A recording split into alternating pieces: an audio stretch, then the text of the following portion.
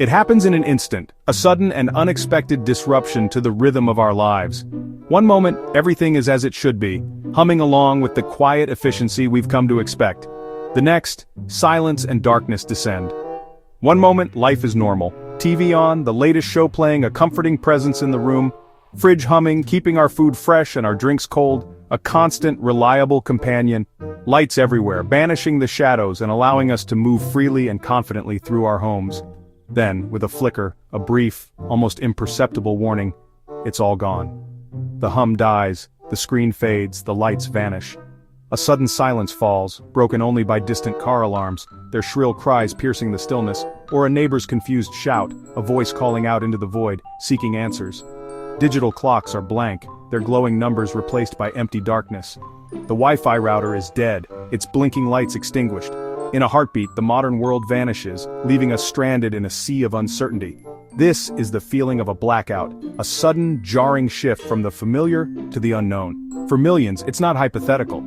It's a jarring reminder of our dependence on a system we rarely consider, a system we take for granted until it's suddenly gone. It's a moment that forces us to confront our reliance on technology and the fragility of our infrastructure. You reach for a light switch out of habit, a reflex ingrained by years of readily available power. Nothing. Your phone battery ticks down, each percentage point a precious resource dwindling away with no way to recharge, no way to connect.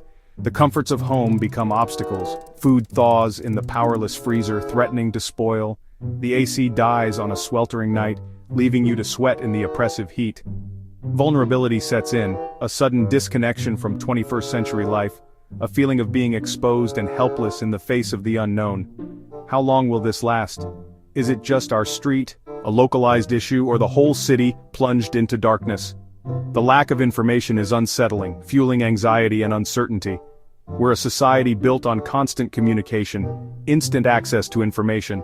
But when the grid fails, so do our lifelines, leaving us isolated and disconnected.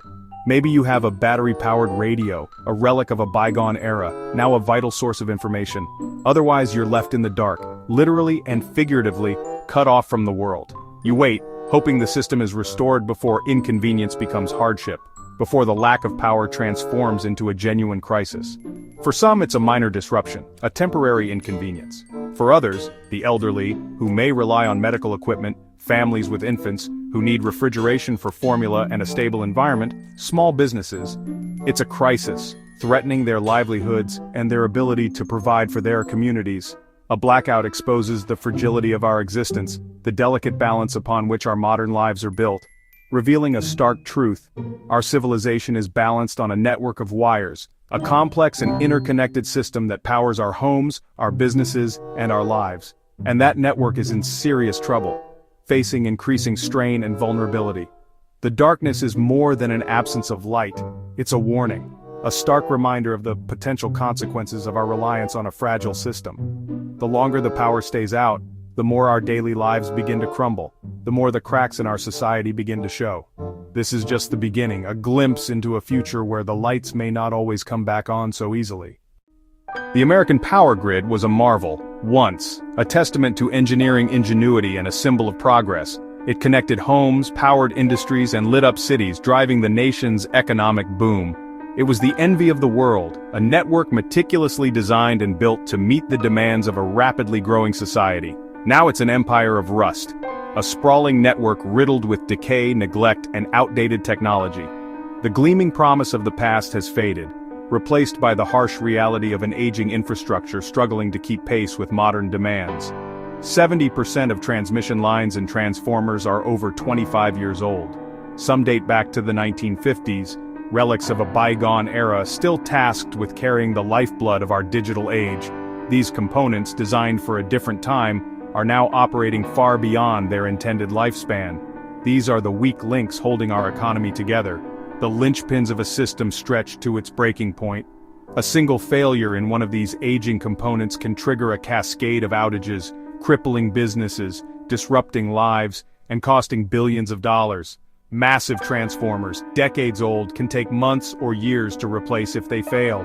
These aren't off-the-shelf parts, they're custom-built behemoths, requiring specialized manufacturing and transportation. The lengthy replacement time leaves communities vulnerable and underscores the fragility of our power supply.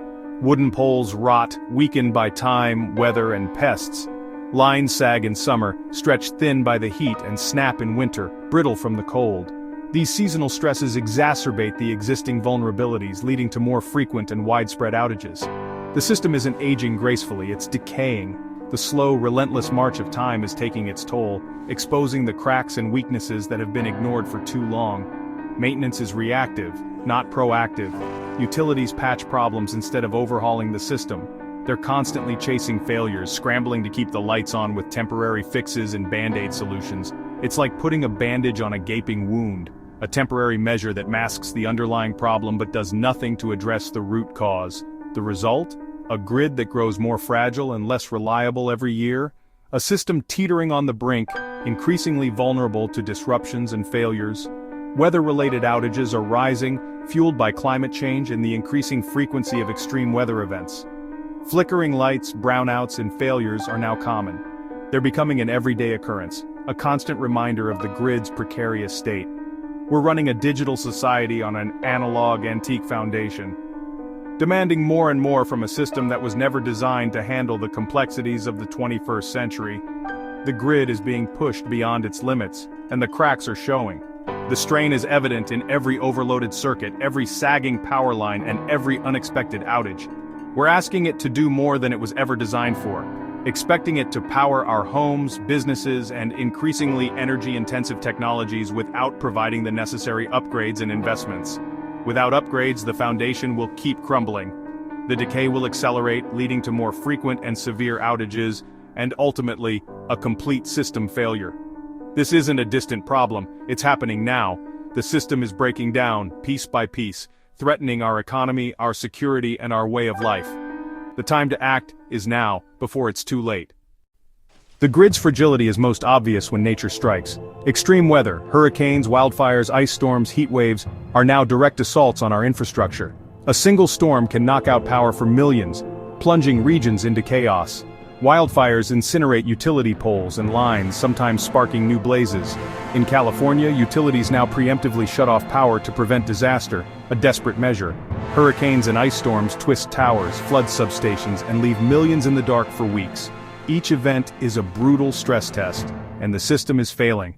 Nature is showing us our grid isn't resilient enough for a changing world. The warning signs are everywhere. February 2021, Texas. A state known for its independent spirit and vast energy resources found itself brought to its knees by an unprecedented winter storm. The extreme weather event triggered a catastrophic failure of the state's power grid, a system designed to operate independently from the rest of the nation. This isolation, intended to foster energy independence, would soon become a critical vulnerability. As temperatures plunged to record lows, the demand for heat soared to unprecedented levels. Millions of Texans cranked up their thermostats, placing immense strain on an already fragile system. But power plants, gas, the workhorse of the Texas grid, wind, coal, even nuclear, froze and failed, one after another. The infrastructure buckled under the weight of the extreme conditions, revealing a systemic lack of preparedness. Rolling blackouts, initially intended as temporary measures, quickly escalated into days-long outages, plunging entire communities into darkness and cold. Over 4 million homes and businesses were left in the cold, without power, without heat, and in many cases, without water. The scale of the crisis was staggering. The human cost was devastating. Hundreds died, many from hypothermia or carbon monoxide poisoning as they desperately sought ways to stay warm. Water treatment plants lost power, leading to widespread water shortages and boil water advisories.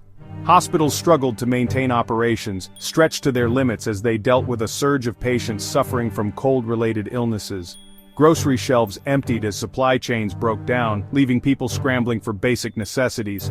Texas's grid, isolated from the rest of the country, couldn't import power from other states to alleviate the crisis. Its self-reliance had become a trap. The lack of winterization, a cost-saving measure that prioritized short-term profits over long-term resilience, proved utterly catastrophic. The disaster starkly showed how quickly society unravels when electricity, the lifeblood of modern civilization, stops flowing. It wasn't just an inconvenience. It was a full-blown humanitarian crisis, exposing deep vulnerabilities in the state's infrastructure and emergency response systems. Years of neglect and a lack of stringent regulation left the system woefully unprepared for a predictable, albeit extreme, weather event. The hard-learned lesson: our grid, and indeed any complex system, is only as strong as its weakest link. And in Texas, those links were exposed in the most brutal way possible. While the grid struggles, our demand for electricity is exploding. Electric vehicles are surging, each one a house on wheels, straining local networks. Data centers powering AI and the internet consume as much electricity as small cities. Electrification of homes and industries adds even more pressure.